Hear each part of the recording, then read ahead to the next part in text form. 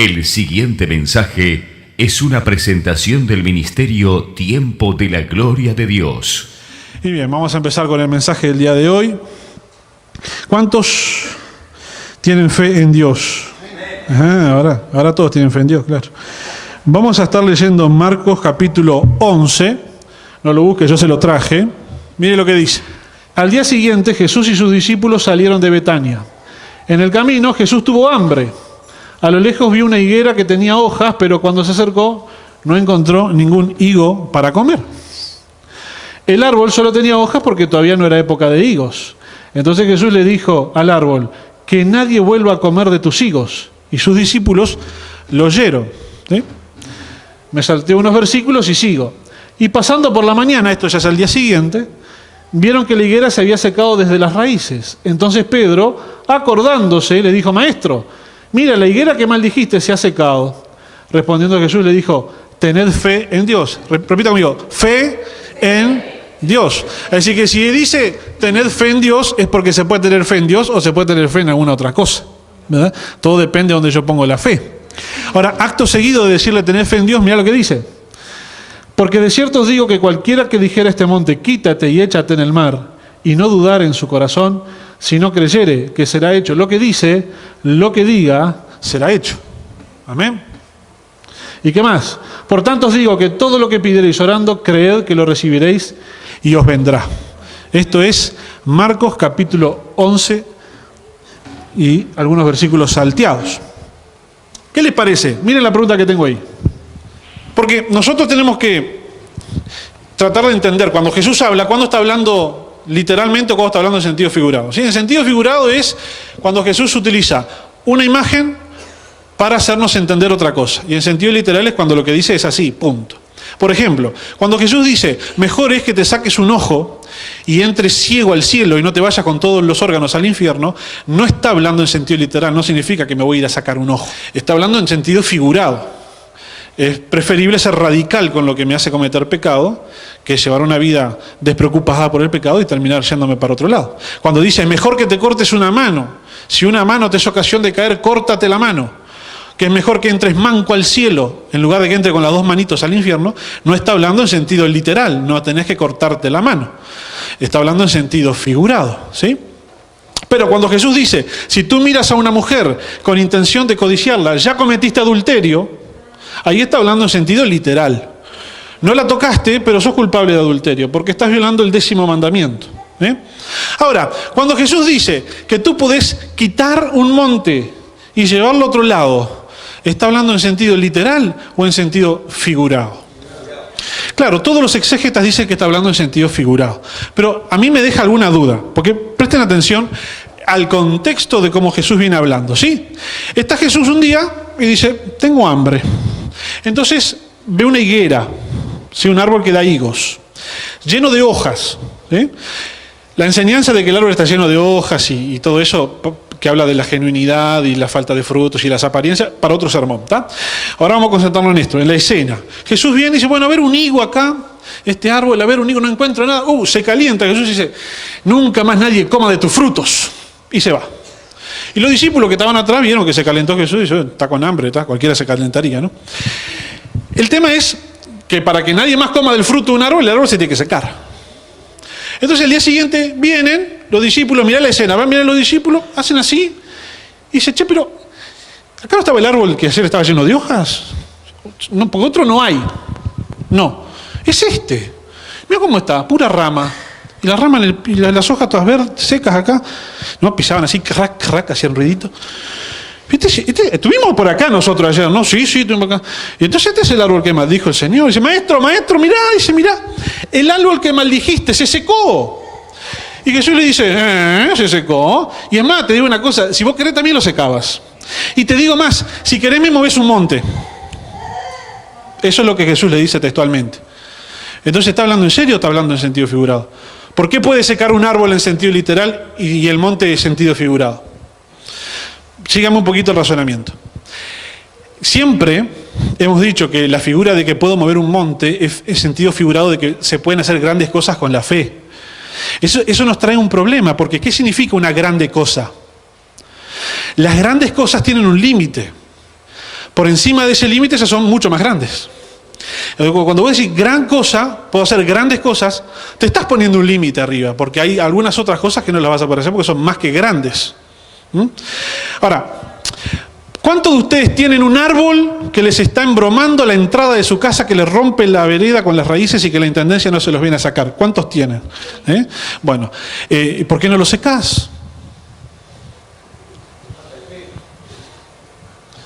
Pero está hablando en sentido figurado o literal. Si el tipo secó el árbol posta, ¿por qué no secás el árbol si la intendencia no te lo viene a sacar? Secalo y chao problema. Sin embargo, nosotros en el fondo sabemos o tenemos dudas de si nosotros podríamos hacer eso. Y decimos, Jesús, porque era Jesús. ¿No? ¿Por qué? La clave está en lo que dijimos recién, tener fe en Dios. Cuando Jesús le dice a los discípulos, cuando el discípulo dice, maestro, mira el árbol que maldijiste se secó. Jesús le dice, primero, tengan fe en Dios. Y luego le dice, si ustedes le dijeran a ese monte, quítate y échate en el mar, y no dudares en tu corazón que lo que dices será hecho, lo que digas será hecho. Por tanto, todo lo que pidieres en oración, creyéndolo, creed que lo recibiráis. Tened fe en Dios es lo primero que Jesús dice. ¿Por qué? Porque nosotros no tenemos fe en Dios para algunas cosas. Y esto no es malo en sí, digamos, no les estoy rezongando, ¿sí? Sino que esto es algo muy natural en todas las personas y yo les voy a explicar bien por qué. Nosotros tenemos algo llamado la ley de la gravedad, ¿no? La ley de la gravedad me dice, yo tenía una lapicera acá, no importa, tengo otra acá. La ley de, mire lo que dice la ley de la gravedad, ¿no? Que todos los cuerpos se caen para abajo, ¿verdad? ¿Sí? Porque dos cuerpos que tengan masa se atraen con una fuerza directamente proporcional a sus masas e inversamente proporcional a la distancia que los separa. Como el planeta Tierra es un gran cuerpo, una gran masa, atrae a todos los objetos hacia sí, ¿verdad? Entonces todos los objetos se caen porque apuntan hacia el centro de la Tierra, ¿verdad? Esto es la ley de la gravedad, esto es lo que dice la ciencia. Ustedes saben que la ciencia no miente, que es algo serio, demostrado, y cuando la ciencia le dice esto es ley, esto pasa siempre. Y usted está acostumbrado a ver que esto pasa siempre, todos los días desde que nació hasta hoy, de que si yo suelto esta lapicera, se cae, ¿verdad? ¿Sí? ¿Saben por qué se cae esta lapicera cuando yo la suelto? Por la ley de la gravedad. Y usted tiene fe en la ley de la gravedad, usted cree en la ley de la gravedad. Todos los días la ve, la experimenta, no le quedan dudas de la ley de la gravedad. Como usted no tiene ninguna duda de la ley de la gravedad, esta lapicera se va a caer si yo la suelto. Ahora, yo puedo decir, yo tengo fe en Dios que esta lapicera va a flotar. Porque si con la fe que Dios me da puedo secar un árbol, puedo hacer que flote la lapicera también. No flota. ¿Sabe por qué no flota? Porque en el fondo yo sé que las cosas no flotan. Muy en el fondo yo sé que las cosas no flotan, todas las cosas caen. Entonces cuando vos muy en el fondo sabés que las cosas funcionan de una manera, te cuesta creer que pueden funcionar de otra manera. Te voy a poner un ejemplo. Ahora vos me dirás, bueno, ley de la gravedad es ley, ni Dios la puede romper. No, sí, Dios la rompió, Jesucristo caminó arriba del agua. Es decir que cuando la ciencia, que es algo serio, y no estoy hablando mal de la ciencia obviamente, es algo serio, la ciencia te dice que la capilaridad de las moléculas de la superficie del agua no son capaces de resistir la fuerza del peso del objeto que está arriba, se hunde. ¿Sí? Entonces, lo único que flota en el agua, apoyado en el agua, en la superficie del agua, son algunos insectos muy livianos, y después si usted puede flotar, se hace la plancha. Pero caminar arriba del agua no puede, las moléculas de la superficie del agua no resisten la fuerza del peso de una persona. Y Jesús caminó arriba del agua. Claro, qué vivo, es Jesús. Sí, pero Pedro le dijo, maestro, si tú me mandas yo camino sobre el agua. ¿Sí? Y Pedro le dijo, ven. Y Pedro tuvo más fe en Jesús que en su experiencia de que las cosas no flotan y pudo caminar sobre el agua. Sí, después tuvo miedo y se hundió un poquito y Jesús lo tuvo que levantar. Pero no se queje de Pedro de que se hundió un poquito porque caminó más que lo que usted va a caminar sobre el agua en su vida, le puedo asegurar. Habrá dado 2 pasos, pero los dio. Ahora, ¿por qué yo no puedo caminar sobre el agua? Si Pedro pudo. Porque muy en el fondo yo sé que los hombres no caminan arriba del agua. Muy en el fondo nosotros, muy en el fondo, a veces no creemos la literalidad de las cosas que la Biblia dice. Esto te lo puede decir cualquier persona por ahí por la calle, que se burle de ti, de que tú eres cristiano, y vos crees en esas historias que dice la Biblia, de un tipo caminó arriba del agua, eso es todo fantasía. Porque en el fondo es difícil creer que aquello realmente pasó. Pero yo creo que lo que la Biblia dice que pasó, pasó. Si Jesús dice que caminó sobre el agua, caminó sobre el agua. Si Pedro caminó sobre el agua, caminó sobre el agua. Si yo no camino sobre el agua es porque en realidad yo tengo mi fe contaminada con conocimiento. Síganme hasta acá. La fe se me puede contaminar por el conocimiento. Porque como yo sé que las cosas no flotan, y lo tengo tan metido adentro, y sé que así funciona porque toda la vida depende de que eso funcione así, cambiar y llegar a creer que algo puede flotar en el agua me cuesta enormemente. Pero Jesús dijo, para mover el monte, tened fe en Dios. Y si creyeres en tu corazón y no dudares, decirle al monte que se mueve, se mueve. El tema es que yo tengo más fe en la ciencia, en la ley de la gravedad, que en Dios para hacer que esta lapicera flote. Y lo voy a intentar de vuelta a ver si flota. No flota. Casi, ¿no? Pero no flota. Ahora, vamos a llevar esto a un plano más práctico, ¿sí? ¿Qué pasa si a ti te diagnostican una enfermedad terminal irreversible? ¿Está? Vino el médico y te dijo, mire, de acuerdo a los estudios, usted tiene tal enfermedad, se va a morir y de aquí a tantos meses. ¿Sí? Y te lo dice alguien que estudió 10 años en la facultad, es un tipo serio, la ciencia es seria, no te dan un diagnóstico así porque sí, te están diciendo, usted tiene tal enfermedad, se va a morir. Y hasta el doctor puede llegar a decirle, mire, que su enfermedad se revierta es más difícil que un hombre flote. Y entonces vos venís a la iglesia y bueno, Señor, saname, y el hermano te dice, Dios te va a sanar, y vos tratás de ponerle ánimo, de ponerle fe, pero muy en el fondo vos sabés que si el doctor, que es una autoridad, te dijo que te vas a morir, te vas a morir. Ahora, hay gente que ha tenido diagnósticos de enfermedades terminales y de muerte, y no ha muerto por la fe en Dios. Son gente que no tiene la fe contaminada con conocimiento. Porque vino el doctor y le dijo, mire, fíjese que la célula se reproduce rápidamente en un conjunto de tejidos, de células, es un tejido, que esto es un órgano, fíjese que va así para acá, no tiene solución. Y la persona no sabe ni de lo que le hablaron, no tiene la menor idea de medicina, no tiene la menor idea de biología, entonces no entendió nada de lo que dijo el médico. Lo único que sabe es que la Biblia dice que Jesús murió por sus pecados, que fue molido por sus enfermedades, y dice, el Señor me va a sanar, y el Señor lo sana. Porque su mente, su fe no está contaminada con conocimiento. ¿Sí? ¿Me van siguiendo? Entonces, ¿qué pasa? Entonces empezamos con la fe, ¿no? De pasito. Por ejemplo, uso la fe para conseguir trabajo. Y consigo trabajo. Amén. Uso la fe para restaurar mi matrimonio y se restaura. Amén. Uso la fe, para vencer una enfermedad de esas que sabemos que tienen cura. ¿Sí? Y la vencemos. Amén. Ahora, ya cuando pasamos a un plano superior, a tratar de hacer cosas un poco más grandes, la fe empieza a flaquear. Porque muy en el fondo sabemos que aquello era posible. Porque ¿no es posible restaurar un matrimonio? Es posible. Para el cristiano y para el no cristiano también. Porque ¿cuántos matrimonios hay por ahí que hacen terapia y se salvan? ¿Es posible conseguir trabajo? Sí, es posible. Para el cristiano y para el no cristiano también. Si no, todos los no cristianos estarían desempleados. Es decir, conseguir trabajo no es un imposible. Restaurar una relación no es un imposible. Capaz que para vos es una cosa enorme, pero no es una cosa imposible. Entonces aplicaste la fe y lo conseguiste. Bien, ahora, cuando se te plantea algo que realmente es imposible, que es tan difícil como que la lapicera flote, ahí se nos entra a complicar la fe. Entonces yo digo, bueno, pero esto de mover el monte era figurado, como que puedo conseguir grandes cosas, ¿no? Ojo, si yo le digo al pan de azúcar, movete de Maldonado a Montevideo, si yo tuviera fe en Dios se movería. Literalmente se movería. El tema es que yo no tengo fe que el pan de azúcar se me mueva de Maldonado a Montevideo porque yo en el fondo sé que los montes no se mueven. Entonces Jesús, ¿qué me estaba cachando? Yo muy en el fondo sé que los montes no se mueven. Entonces esto que dijo Jesús, bueno, lo dijo Jesús, pero debe ser figurado. Entonces le pongo el mote de figurado, de que esto del monte es algo para alcanzar grandes cosas, para alivianar un poco la carga de conciencia que tengo de que en realidad no le creo a Jesús cuando me dice que puedo mover un monte. Ahora vamos a llevar esto a la vida. Porque yo no voy a mover el monte Pan de Azúcar de Maldonado a Montevideo, porque después un cristiano de Maldonado lo va a querer llevar para allá de vuelta. Imagínense el pan de azúcar haciendo así, por todo el país, ¿no? Claro, hay cosas que no ocurren porque las cosas Dios las tiene en orden. ¿Tá? No es que a este cristiano se le ocurrió mover un monte y a este otro se le ocurrió recuperarlo y anda ahí el monte moviéndose. ¿Tá? Entonces Dios a veces no responde las oraciones más estrafalarias que podamos hacer por una cuestión de orden, de no generar caos en el universo. porque todo tiene su orden y su control.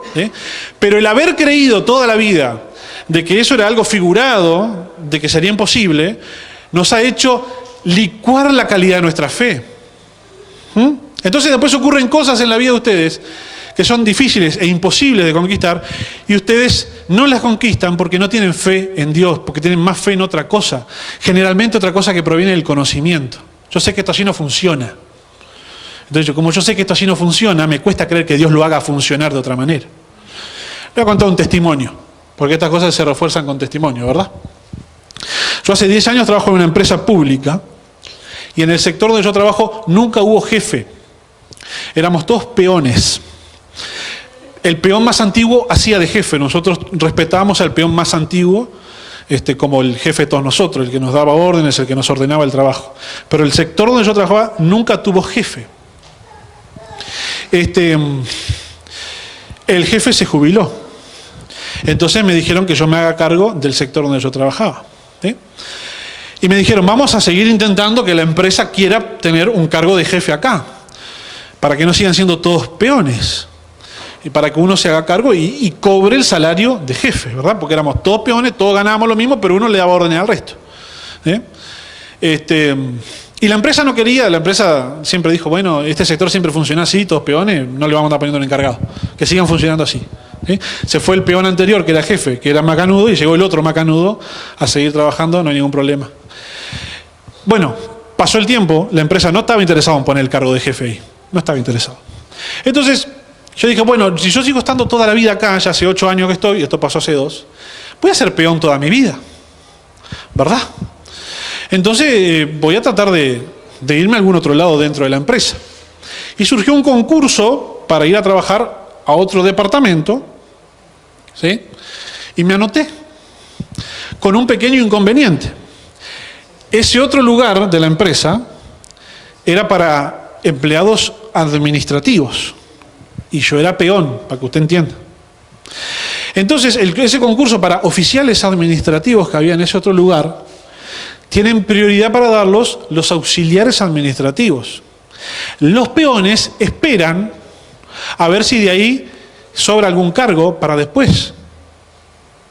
Es decir, nos anotamos todos en el concurso, vamos todos a dar la prueba, pero le corrigen la prueba solo a los auxiliares administrativos, a nosotros nos dejan de lado.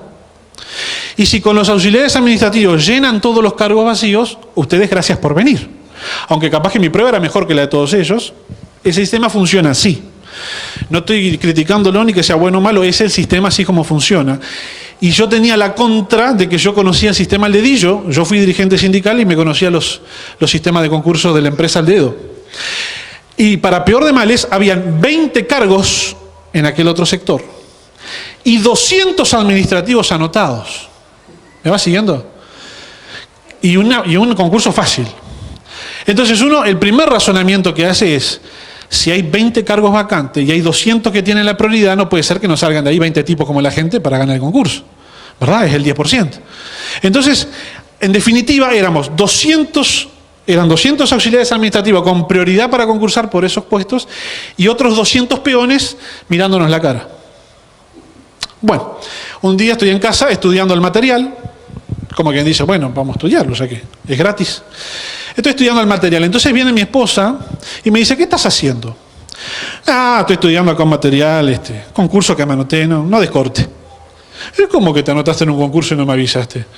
Y le explico, no, fíjate que 20, 200, prioridad, bla, bla, digo, olvídate. Yo por anotarme nomás. ¿Cómo que olvídate? Yo no sé, pero vos no me avisás para que yo ore por vos. Si es del Señor, el Señor te va a dar ese lugar. Y claro, cuando me dijo, si es del Señor, el Señor te va a dar ese lugar, yo que a esa altura tenía 16 años de cristiano, no podía decirle, no, ni Dios me puede dar ese lugar. No podía decirle, no, mi amor, ganar ese concurso es más difícil que una lapicera flote. ¿Me sigue? No, mi amor, ganar ese concurso es más difícil que el pan de azúcar venga de Maldonado a Montevideo. Yo le podía decir eso, entonces dije, amén. Amén, dale, vamos a orar, sí. Si es del Señor, algo va a salir. Pero ten en cuenta lo siguiente, le dije a mi esposa. Como yo para ilustrarle, ¿no? Se tendrían que morir 181 auxiliares administrativos para que salven 19, quede un lugar para mí y yo ganarle a todos mis compañeros para tener una chance de entrar. Más difícil que mover el pan de azúcar, ¿o no? ¿Sí? Mi señora, como no entendía nada de eso, no porque no tenga capacidad, la tiene, pero para otra cosa, ella administra empresas, no hace concursos. Como no entendía nada de eso, de que el administrativo, que la prioridad, que me dijo, yo no entiendo nada, yo voy a orar al Señor y si es del Señor vas a ganar. Y yo, amén. ¿Sí? Amén. Había que ir a la empresa a dar la prueba. Encima un sábado de mañana. ¿Está? Un sábado de mañana. ¿Sabes? Yo no sé si te conté esto, pero hasta el viernes de noche estuve diciendo, no voy nada a dar la prueba. Un sábado de mañana, tener que ir hasta la empresa, yo los sábados no laburo, digo, no tiene sentido, no voy nada a dar la prueba. Pero como yo le digo a mi esposa que no iba a dar la prueba por la cual estuve estudiando y que ella estuvo orando. Entonces ese día de mañana me levanté y fui a dar la prueba. Porque además los sábados en casa se limpia, entonces era preferible dar la prueba y que los que queden en casa pasar a la aspiradora. ¿Está? Voy a dar la prueba y cuando llego a dar la prueba, hay 30 personas en total. Nos quedamos mirando así con otros compañeros que éramos todos peones y dijimos, ¿dónde están los 200 administrativos? ¿Qué pasó? Voy a hablar con el tribunal, a uno de los integrantes que lo conozco, y le digo, che, ¿no habían 200 administrativos anotados? Sí. ¿Y dónde están? No sabemos. ¿No vinieron? Pero yo creo que usted me entienda lo siguiente, no era lógico esperar que eso pasara. Eran 20 cargos en un edificio nuevo, hecho de paquete, para estrenar. ¿Tá? Y los 200 que estaban anotados trabajaban atendiendo público y no querían atender mal, porque atender público es horrible, ¿viste? Es muy estresante. Mejor ya trabajó en un edificio, atender por teléfono. O sea, era el cargo ideal para todos esos 200. No era lógico que no participaran. Al contrario, toda la lógica decía, no nos dejan ni un puesto para nosotros. No vino nadie. No vino nadie. Mire, pues aunque andemos en la carne, no militamos según la carne. Esto significa que aunque estemos en este mundo y tengamos este cuerpo de carne y hueso, no tenemos por qué seguir la lógica de este mundo. Las cosas no tienen por qué funcionar como funcionan en este mundo. Porque las armas de nuestra milicia no son carnales, sino poderosas en Dios para la destrucción de fortalezas. ¿Sabe usted lo que es una fortaleza? Esto que viene acá a continuación, mire. Derribando argumentos y toda altivez que se levantan contra el conocimiento de Cristo. Usted, cuando se llena de argumentos y de razonamiento, etc., usted levanta una fortaleza. Levanta una fortaleza donde es imposible que la fe penetre. Porque usted sabe, tiene conocimiento, que eso no es lógico que ocurra, no va a pasar. Es más difícil que hacer flotar una lapicera. Acá la palabra argumentos en griego, logismos, es argumento, razonamiento, todo lo que usted se le pueda razonar, ¿tá? Excusa, lo que venga, ¿tá? Razonamiento. Y eso era lo que yo hacía. El logismo mío, ¿cuál era mi argumento? Era, hay 20, ya se los expliqué, ¿no? Hay 20, tienen prioridad, los 200, imposible. ¿Sí? Imposible.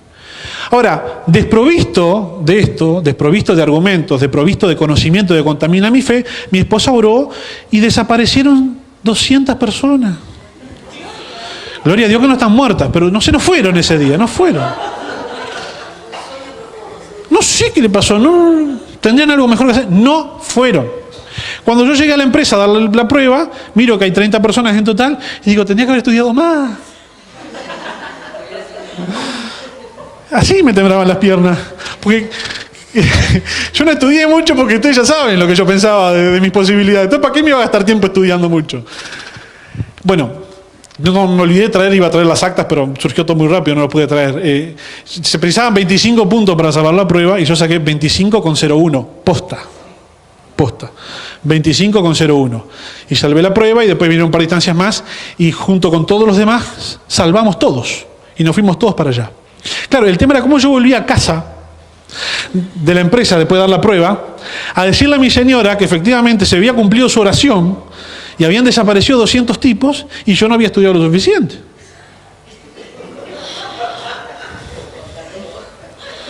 ¿Y qué me falta? No, porque además cuando me dieron la hoja de respuestas, con la hoja de respuestas yo llegaba a 23 puntos o algo así, y había algunas respuestas que no te las dan, y yo dependía de una respuesta que di, que no estaban en la hoja, y le digo a mi señora, mirá, con esto no llego. ¿Cuánto te falta? Me faltan 2 puntos para el mínimo. Y bueno, vamos a orar, y oró, y salvé, ya le digo, con 25,01. No es mentira, esto es verdad. Sí, pues. Es más, le digo, yo fui el último de todo el concurso y aún así agarré un cargo. Fue el último en la lista, ¿tá? Y agarré un cargo. Esa fue la cachetada de fe más grande que yo recibí en mi vida, ¿tá? Porque yo les confieso a ustedes, de 16 años de cristiano, 15 de servir al Señor, y yo no tenía fe de que eso podía ser posible. Porque yo tenía muchos argumentos. La que no tenía argumentos era mi señora. Y la fe de mi señora hizo que yo salvara ese concurso. Bueno, esperen porque no termina acá.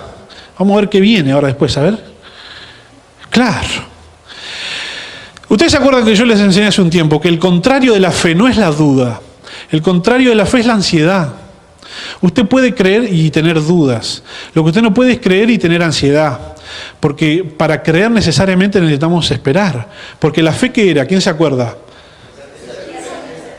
No, pero esa es la definición de hebreo, la que le di yo hace poquito.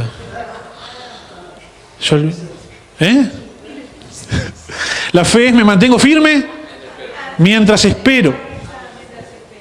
Entonces tengo que esperar. Me mantengo firme mientras espero.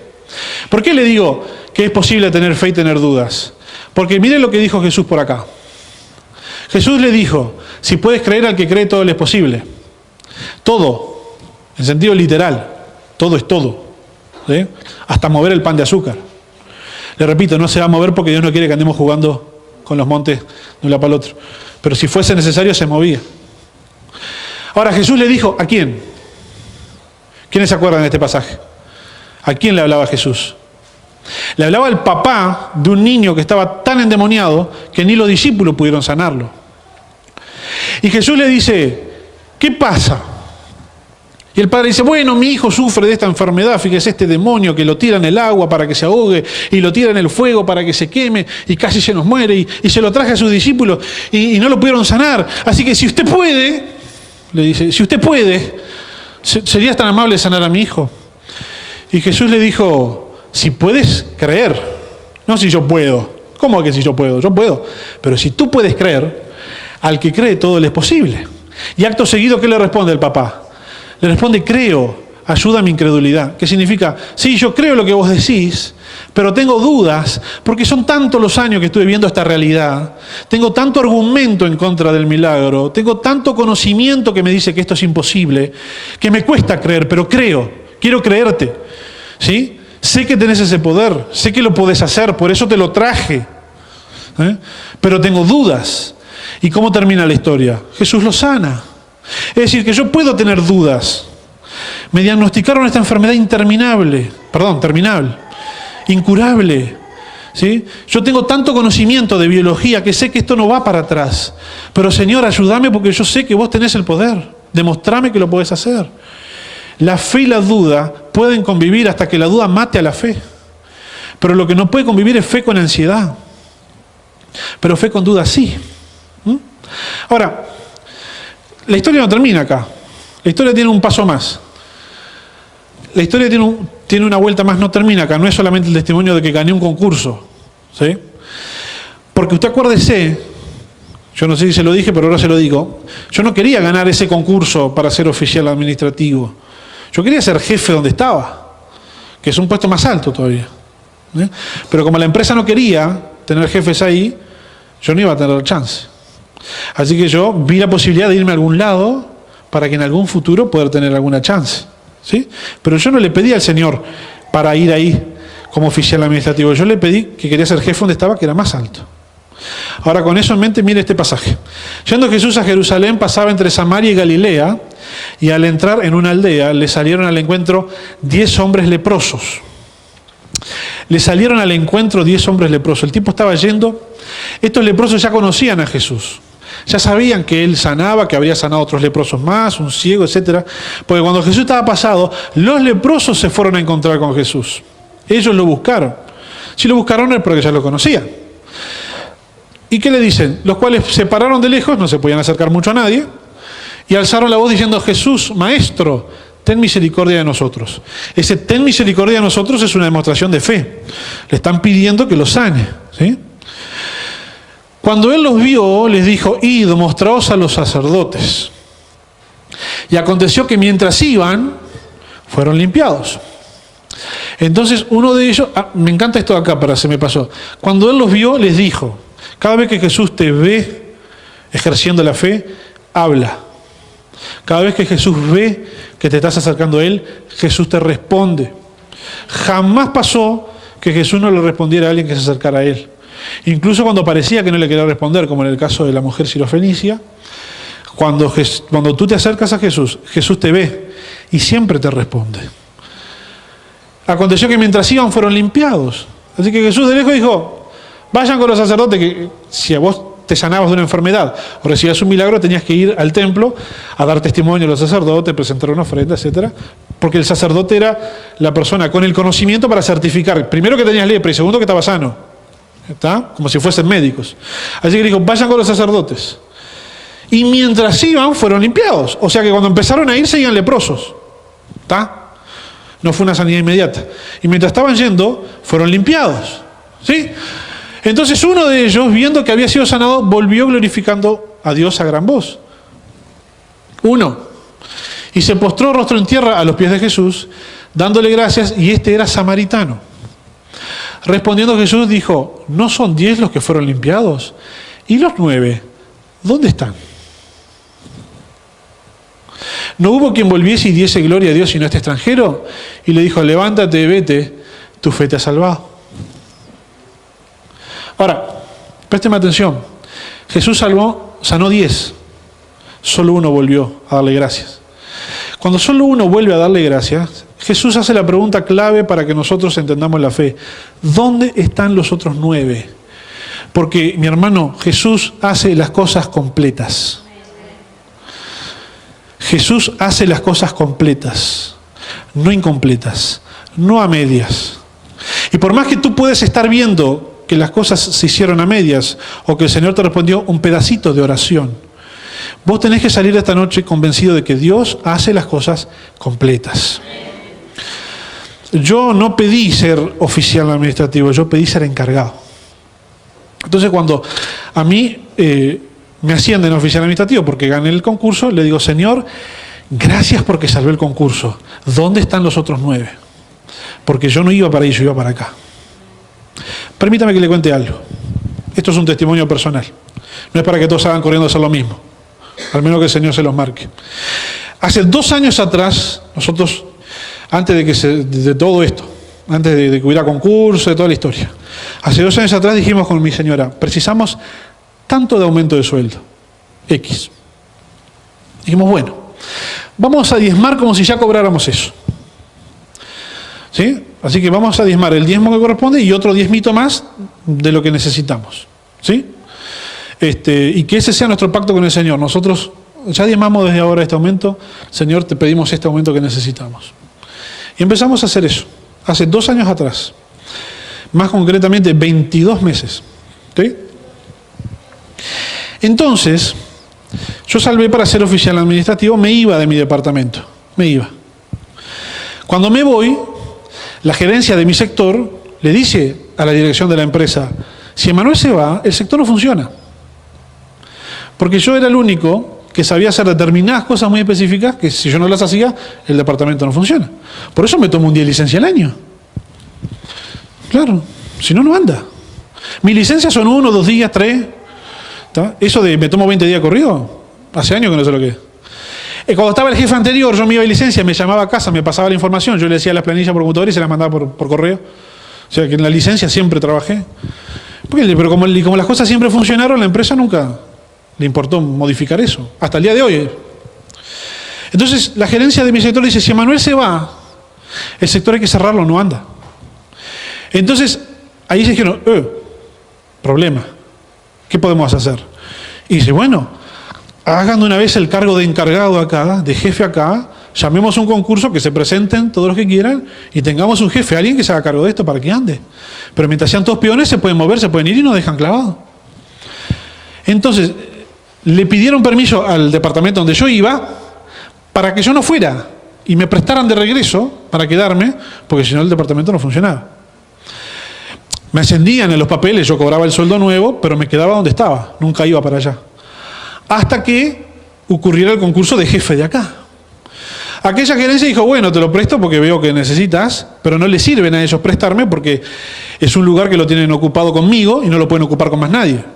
Entonces es un funcionario menos para ellos. Entonces se ve que se juntaron 2 gerentes y dijeron, bueno, 2 gerentes pidiendo esto, capaz que ahora nos dan corte.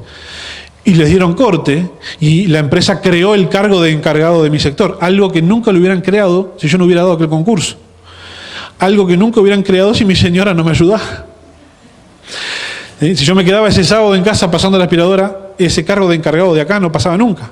Porque ese cargo de encargado del sector donde yo estoy se hizo porque yo me iba. Hicieron el cargo de encargado, llamaron a concurso, me presenté y lo salvé. Fui el único que quedó en carrera después de una etapa y lo salvé. Así que desde el 1 de noviembre del mes pasado, yo soy encargado de donde estoy ahora. Es decir, concreté los otros 9 que yo estaba esperando. ¿Por qué? Cuando yo pasé a oficial administrativo, me dieron un aumento de sueldo, que no era esto que yo pedí, era esto. Y yo, gracias Señor por este aumento de sueldo, gracias por este leproso, pero yo pedí 9 más. Porque, ¿sabes lo que pasa? Cuando vos ves que Dios te responde este cachito, te quedas conforme. Y gloria a Dios me respondió este cachito. Y te olvidás de los otros 9, porque capaz que para vos era tan imposible aquello, era tan imposible, que con que te dieran un poquito vos ya quedás conforme. Vos tenés 3 hijos, los 3 apartados del Señor, los 3 en la droga. Señor, te pido por mis 3 hijos, vuelve uno. Gloria a Dios, volvió uno. ¿Dónde están los otros 2? Pues yo pedí por los 3. Y así sucesivamente, este es el principio que vos tenés que aplicar en tu vida. Yo le pedí a Dios completo algo y Dios me lo va a dar completo. Bien. Ahora, présteme atención, porque esto no es una fórmula mágica, ¿no? Esto no es para que ahora todo el mundo salga diciendo, bueno, ya sé la fórmula mágica, diezmo lo que quiero ganar y el Señor me lo va a dar al toque. Porque si no, haríamos una lotería cristiana. ¿Sí? No se dan ofrendas por avaricia al Señor. Porque además, entre otras cosas, la fórmula mágica no es tipo, yo quiero tanto aumento, ya empiezo a dar el diezmo de ese tanto aumento y el Señor me lo va a dar, porque a Manuel se lo dio. Porque eso tiene que pasar la prueba de la permanencia. Porque a veces la gente se confunde y dice, bueno, yo vengo a la iglesia, empiezo a diezmar, como dicen que Dios me va a bendecir, diezma un mes, diezma 2, y donde vea que no se mueve la cosa, no diezma más. Nosotros dijimos, Señor, te vamos a diezmar este extra. Mire que a nosotros la plata nunca nos sobró. Capaz que ahora nos entra a sobrar un poquito. Pero hasta hace un mes atrás la plata nunca nos sobró. Así que decir, Señor, te vamos a dar esto extra de diezmo, era un esfuerzo. Y había que mantenerlo. No tipo, Señor, te doy esto extra de ofrenda para que tú me bendigas. Y pasan 2 meses, 3 meses, 4 meses. Esto no funcionó. Y ahora no lo doy más. Entonces, tu pacto no pasó la prueba de la permanencia. No pasó la prueba de la fidelidad, de la perseverancia. ¿Sí? Por eso es importante que vos aprendas que tenés que buscar en oración al Señor a ver qué es lo que el Señor te pide. ¿Sí? No es una fórmula mágica. Pero lo que yo te quiero decir es, quiero que aprendas a ofrendar con el verdadero sentido de la ofrenda, que tiene un sentido liberador para tu vida. Porque al único que Jesús llamó Señor fue el dinero. Y a Dios, obviamente. Pero él dijo, no pueden servir a 2 señores, al dinero o a Dios. O sirven a Dios o sirven al dinero. ¿Por qué? Porque el dinero es el que nos da permiso para hacer las cosas. Porque las cosas que tú no haces, no las haces porque no tenés dinero. O, dicho de otra manera, porque el dinero no te da permiso para hacerlo. Porque tu economía no te da permiso para hacerlo. Pero la ofrenda es un acto, aparte de que es un acto de amor a Dios y de agradecimiento a Dios, es un acto liberador, porque Dios quiere liberarte a ti de las cadenas del dinero. Prestame atención. ¿Por qué no diezmas? Porque no puedo, porque no llego a fin de mes. Perfecto. Me estás diciendo que el dinero o que tu economía no te dejan hacer lo que quisieras hacer. Porque tú quisieras diezmar, pero no podés porque tenés esta cuenta, esta cuenta, esta cuenta, esta cuenta. Entonces tu economía no te da permiso de diezmar. No sos libre. Ahora, si tú agarrás y decís, como he hecho yo toda la vida, yo primero diezmo y después veo cómo me arreglo el resto de las cuentas, entonces ahí yo estoy siendo libre, porque yo hago lo que quiero y mi economía no me dice lo que yo tengo que hacer, lo hago porque yo quise. Entonces soy libre. A diferencia de lo que algunos piensan, libertad financiera no es ganar un sueldón enorme y poder hacer todo lo que quieras porque tenés mucha plata. ¿Qué vivo? ¿Quién no hace todo lo que quiera teniendo mucha plata? Eso no es libertad financiera. Eso es tu economía que te da un poquito más de permiso que lo que le da al resto. Libertad financiera es yo hago lo que quiero y yo como quiero diezmar, diezmo. Después veo cómo me arreglo con lo otro. Y que el Señor me ayude y me mantengo firme esperando. Ahora, si yo le pido permiso a mi economía para diezmar, ahí no soy libre. Ahí estoy siendo esclavo de mi economía. Por eso yo te digo que traer tu ofrenda tiene un efecto liberador sobre tu vida. Porque vos quedás libre de la lógica del dinero. Es el dinero el que te vive diciendo qué puedes hacer, qué no puedes hacer, hasta dónde vas a llegar en la vida. Es decir, si vos naciste en una familia pobre, no tenés herencia, encima venís de un barrio complicado, el dinero te dice, mamá, no vas a llegar hasta más de ahí. Hasta acá llegás, más de esto no podés. Entonces, Dios te ofrece a ti un poder mucho más grande que el poder del dinero, porque con el dinero has llegado hasta donde has llegado nomás. Cuando Jesús le dijo al que cree todo es posible, te está diciendo lo contrario que lo que te dice el mundo. El mundo dice todo es posible para el que tiene dinero. Y Jesús dice todo es posible para el que cree. ¿Y vos creés? ¿Pero posta que creés? ¿Creés que podemos mover el pan de azúcar a Montevideo? Sí, no lo vamos a hacer. Se nos van a enojar los de Maldonado. Pero tenés que creer a ese nivel. Tenés que creer a ese nivel. Yo quiero animarte en esta noche a que vos te animes a creer. A que vos te animes a creer. Acuérdate, haz lo que tú quieras hacer. Y un corazón que ama a Dios quiere diezmar. Y un corazón que ama a Dios quiere ofrendar. ¿Sí? Entonces, sé libre de las cadenas que te apretan, que no te dejan hacerlo. ¿Sabes cómo? Haciéndolo. Haciéndolo. Confiando en Dios. Pero entendé bien cómo funciona la ofrenda. No es una lotería, no se ofrenda por avaricia. No es tipo, quiero 10.000 pesos de aumento, voy a empezar a traer 1.000. ¿No? Traigo 1.000, en algún momento Dios me va a dar 10.000 de aumento. No ofrendas por avaricia. No es una inversión esto, de que si vos me das tanto, entonces en tanto tiempo me va a dar esto otro, hago el negocio, pongo. ¿No? La ofrenda es mi acto de amor a Dios, de agradecimiento a Dios y de cotelete, de consecuencia, esto tiene un efecto liberador sobre tu vida. Para que vos puedas romper el límite que el mundo te pone. Porque según el techo que el mundo te pone, que es la plata que tenés, la familia de la que naciste, la educación que recibiste, a dónde llegaste, hasta cuándo llegaste al liceo, si fuiste a la universidad o no, todos esos techos que el mundo te pone, no los vas a vencer con las herramientas del mundo. No los vas a vencer por la cantidad de plata que tengas hoy o que puedas juntar. El techo que el mundo te pone lo vences si Dios te lo hace vencer. Lo que tengas para conquistar hacia arriba lo vas a conquistar si tenés actitud de conquistador. Y la actitud de conquistador es la actitud de la ofrenda. La actitud de conquistador es del que ofrece. Miren, el pueblo de Israel fue esclavo durante 400 años en Egipto. Tenés 400 años de mentalidad esclava. Son 400 años de pedir. Señor librano, Señor sacano, Señor salvano, Señor librano, Señor sacano, Señor salvano. O sea que el pueblo hasta el día que Moisés apareció estaba clamando. No se olvidaron de clamar nunca. Señor salvano, Señor sacano, Señor dame, Señor preciso, Señor dame, Señor dame. Y para sorpresa de todos nosotros, cuando Moisés se presenta al faraón, le dice, déjanos ir al desierto a celebrar un culto al Señor y presentarle ofrendas. No le dice al faraón, déjame, nos vamos. No le dice, vengo a liberar a mi pueblo, nos vamos, no te servimos más, que seas contento, que tengo una tierra por allá que la voy a conquistar. Tierra que fluye leche y miel, bla, bla. Claro, el faraón dice, hay una tierra buena, la conquisto yo antes que vos. Dice, no, nos vamos a ir al desierto, 3 días de camino, caminamos 3 días, vamos a celebrarle un culto a nuestro Señor, vamos a rendirle ofrendas, porque dice, vamos a presentarle sacrificios a Dios. Después volvemos. Sí, entienda que el plan original de Dios no era sacarlos de entrada. No era sacarlos de entrada. Era que salieran a dar una ofrenda. Usted imagínese, esto es escandaloso, ¿no? Imagínese que una persona entra por esa puerta y dice, mire, yo tengo este problema, este otro, esta desgracia, esta otra desgracia. Y usted le dice, ¿cómo no? Dios le va a ayudar. Pase, deje la ofrenda. Te piden un cachetazo.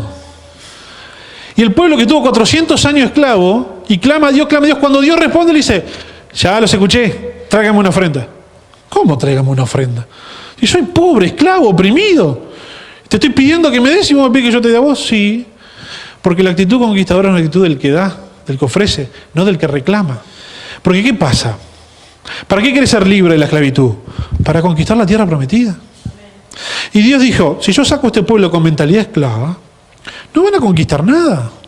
Porque no es solo sacarlos. Después tienen que luchar por lo que es de ellos, porque alguien más tiene lo que es de ellos. Y yo quiero decirte que mientras vos sigas siendo esclavo, alguien más tiene tu empresa, alguien más tiene tus clientes, alguien más tiene tu negocio y alguien más tiene tu plata. Cuando vos seas libre vas a ir a pelear en el mercado lo que es tuyo, hablando en términos materiales, ¿no? Entonces, ¿qué dice Dios? Salgan y denme una ofrenda. No tenemos, sí, algo van a tener que conseguir para darme. Vengan a dar, acostúmbrense a dar y dejar de pedir, si quieren conquistar. Pues Israel nunca pudo hacer eso, ¿verdad? Porque Faraón no lo dejó salir. Al final, cuando salen, a las cansadas, bueno, sirven a Dios en ese monte, etcétera. Pero ¿qué pasa? Cuando van a conquistar la tierra prometida, tenían mentalidad esclavo todavía. ¿Por qué vieron a Dios mandar piojos a todo Egipto, menos a ellos? Te imagínense, vamos a suponer que Uruguay es Egipto y Durazno es donde vivían los de Israel, ¿está? En el medio, ahí. Piojos para todo el país menos para Durazno. ¿Por qué? Llegan hasta, vienen por Florida y paran ahí, dicen hasta Durazno, los piojos. Bueno, así pasaba. Oscuridad en todo Egipto menos en Gosén, donde estaban los judíos, ¿no? Oscuridad. ¿Usted sabe lo que es 3 días de oscuridad? De oscuridad, oscuridad. Es decir, prendían fuego y el fuego no iluminaba. No había cómo iluminar. Y 3 días, 72 horas. Que vos entrás ciego y además no tenías alguien que te guíe porque eran todos ciegos. Estaba oscuro para todo el mundo. Entiéndame que los tipos tuvieron 3 días sin poder ir al baño. ¿Está? O llegando a las patadas. O cuando encontraron el baño se quedaron a vivir ahí. Se habrán hecho encima. No pudieron cocinar, no pudieron comer. Imagínense el caos. Y veían por la ventana y veían que por allá había un poquito de luz. Donde vivían los judíos, mira. Ranas para todos, menos para los judíos. Se murieron todas las vacas, menos las de los judíos. Langostas para comer, menos a donde vivían los judíos. Y de última, muerte a todos los primeros hijos mayores de toda la familia de Egipto, menos a los primeros hijos mayores de los judíos. Así salieron. Para colmo, cuando estaban saliendo, se encontraron entre el mar y el ejército. Y se abrió el mar y pasaron. ¿Sí? Lo primero que hicieron cuando salieron del mar fue reclamar. No hay agua para tomar. El agua está amarga. Lo primero que hicieron, reclamar. Y después, cuando vivíamos en Egipto y no éramos dueños de nuestra vida y nos castigaban a latigazos y no respetaban ninguno de nuestros derechos, ¿no? Comíamos carne, cebolla y ajo. Y acá no, desierto. Claro, imagínense para un judío estar 40 años en el desierto, no hacer un negocio, no haber una propiedad, una cosa dificilísima. Dios les manda el maná. Cuando van a ver la tierra prometida, después de todo lo que ya habían visto que Dios era capaz de hacer, ¿qué hicieron? Se quejaron. ¿Para qué nos sacó de Egipto? ¿Para morir allá? Todo gigante ahí. ¿Ah? Pero te perdiste la primera parte de la película. ¿Qué pasó? Pasó que tenían 400 años de mentalidad esclava arriba y no se la pudieron sacar. Entonces, toda esa generación, excepto 2, que tenían 400 años de mentalidad esclava, murió ahí. Y la generación nueva que nació, esa que ellos decían cuando eran niños que se los iban a comer los gigantes, esos cuando crecieron, que no vivieron nunca en esclavitud, esos entraban a conquistar la tierra. ¿Sí? La actitud conquistadora es la que ofrece. A ver, usted va al shopping. ¿Quién es más rico? ¿El que vende, el dueño del negocio, o usted que va a gastar? ¿Y qué hace el dueño del negocio? Le ofrece. ¿Qué es lo que está precisando? Yo te lo ofrezco, ¿qué querés? Tomá que te doy. ¿No precisas esto? Tomá. Ese es más rico que todo lo que están ahí comprando. Porque lo que están comprando están, dame, necesito, quiero, dame, necesito, quiero. ¿Entiende cómo viene la alegoría? Siempre que conquista es el que ofrece.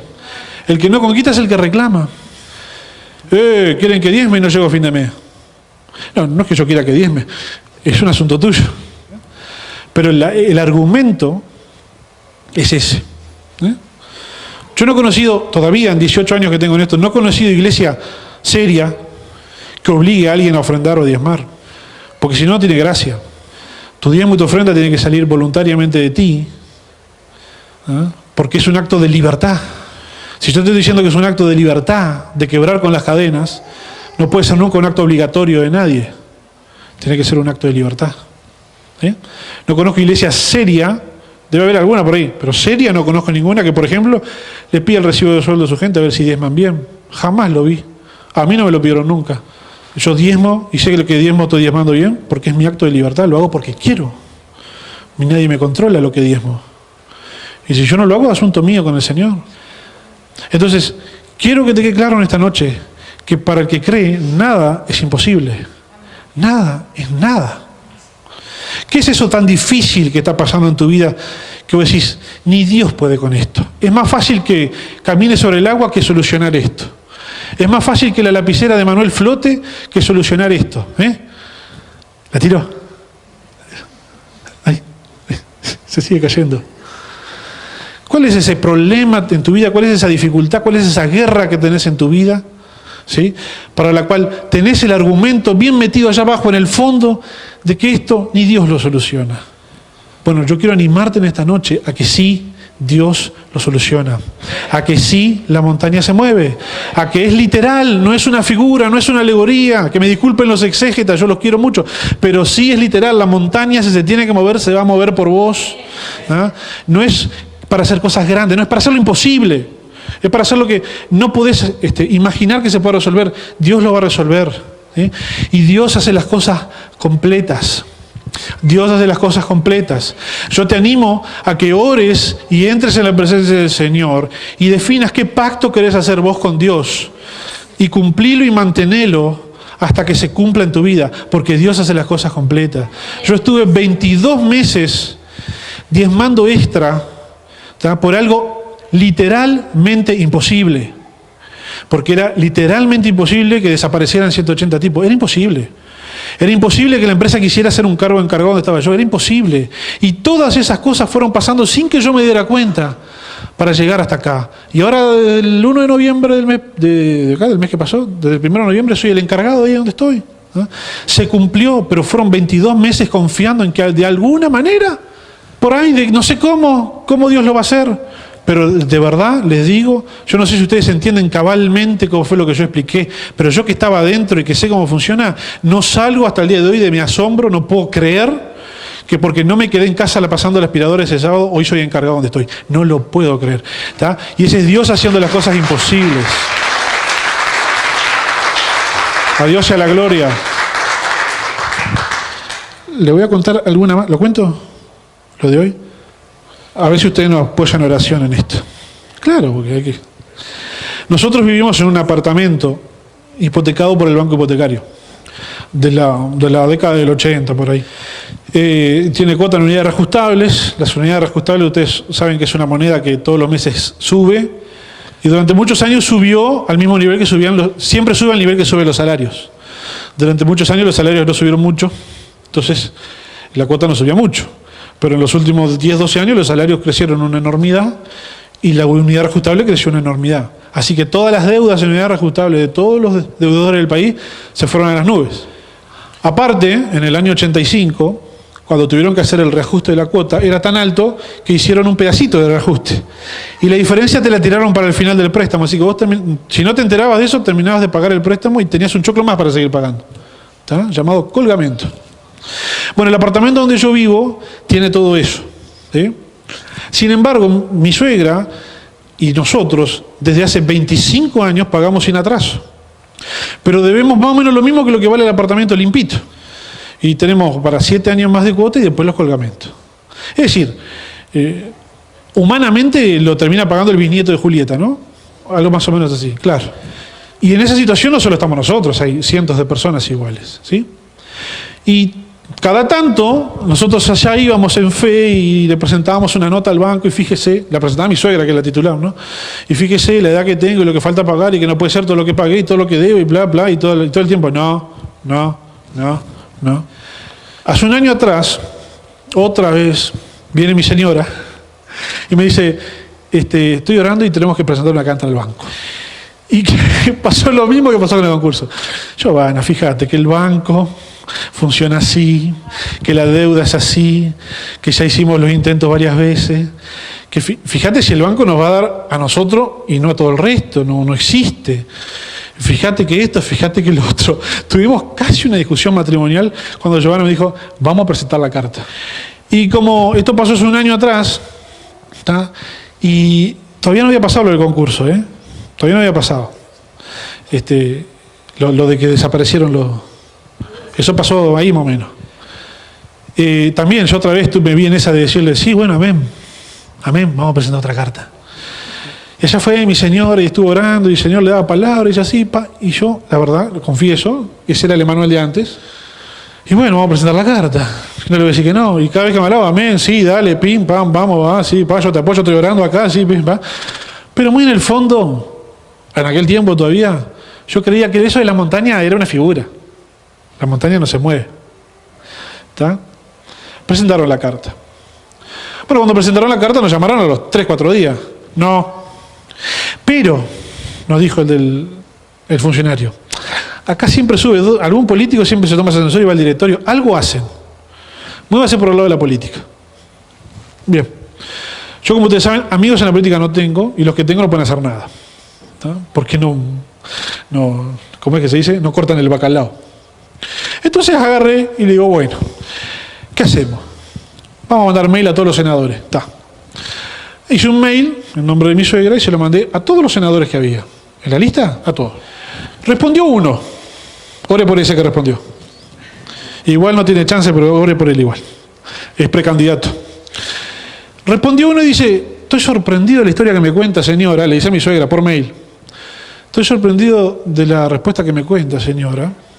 Y le voy a reenviar este correo al director del banco hipotecario fulanito de tal, a ver qué puede hacer por usted. Y acto seguido la respuesta del director, recibí su correo, lo voy a estudiar, saludos. 13 de diciembre del año pasado, ¿no? 14 de diciembre del año pasado. ¿Cuántos se acuerdan qué pasó el 13 de diciembre del año pasado acá? ¿Vos te acordás? Yo me acuerdo mucho, ¿qué pasó? No tienen ni idea.